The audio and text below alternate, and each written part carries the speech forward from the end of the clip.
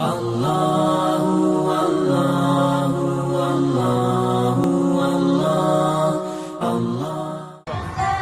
orang yang saling menyayangi, Allah yarham, la yurham, la yarham, la yurham, tidak menyayangi orang lain, maka dia tidak akan disayangi.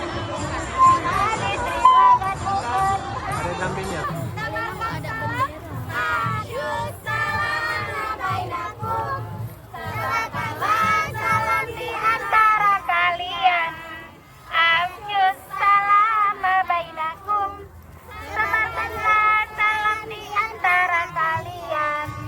Hadis riwayat